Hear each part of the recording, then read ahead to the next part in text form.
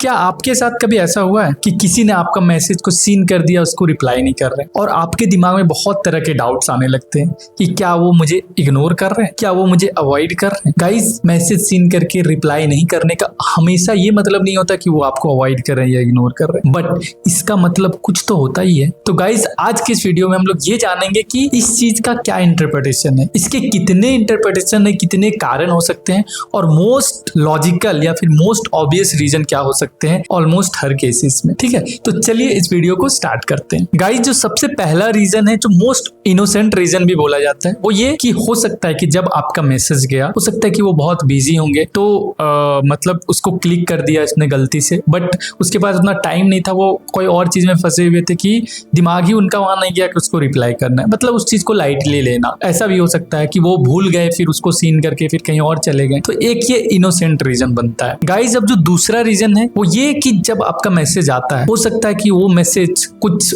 Heavy हो, वो कुछ ऐसा चीज हो जो कोई मीनिंग को कॉनोट कर रहा है, हो सकता है वो इमोशनल हो, जिसको रिप्लाई करने में उसे थोड़ा टाइम चाहिए, थोड़ा सा दिमाग लगाना पड़े, और वो वैसे ही में थोड़ा क्लिक करके देख लिए, बट उस समय उसे वो रिप्लाई करने का नहीं बन रहा है क्योंकि थोड़ा दिमाग लगाना पड़ेगा, टाइम देना पड़ेगा, इसलिए उसने उस चीज को छोड़ दिया। एक रीजन ये भी बनता है। गाइस, जो तीसरा रीजन है वो है कि लो प्रायोरिटी देना आपको, वो है कि आपको लाइटली लेना। क्या होता है कि जब आपका टेक्स्ट आता है, मैसेज आता है, तो वो ये सोच के रिप्लाई नहीं करते कि आपको कितना अर्जेंसी है, आप क्या सोच के बैठे हो। उनको अपनी कन्वीनियंट के हिसाब से, वो अपनी सुविधा या फिर उन्हें जब मन करता है तब रिप्लाई कर दिए, कभी मूड नहीं है, कभी मन नहीं कर रहा है तो नहीं करेंगे। तो मतलब इससे ये हो रहा है कि आपको वो प्रायोरिटी लिस्ट में बहुत नीचे रख रहे हैं। हो सकता है कोई और का मैसेज आता है तो उसको ज्यादा वो प्रायोरिटी देते हैं, ज्यादा इंपॉर्टेंस देते हैं, क्विक रिप्लाई करते हैं। आप उनके प्रायोरिटी लिस्ट में नीचे हो, इसलिए जब उनको अंदर से इच्छा करता है, जब मन करता है तो देते हैं, जब मन नहीं करता नहीं देते। गाइस, जो नेक्स्ट रीजन होता है वो है कि वो अपने आप को वैल्यूएबल बनाना चाहते हैं तुम्हारे दिमाग में। वो माइंड गेम खेल रहे हैं, जैसे कि कोई लेट रिप्लाई करता है या बहुत देर बाद रिप्लाई करता है, सीन करके छोड़ देता है, तो इससे क्या होता है, उसका अथॉरिटी लगता है कि हाँ, मैं उस इंसान से ज्यादा पावरफुल हूँ। बट ये छोटी सोच, बट वो छोटी सोच वाले पर्सन हो सकते हैं कि होंगे क्या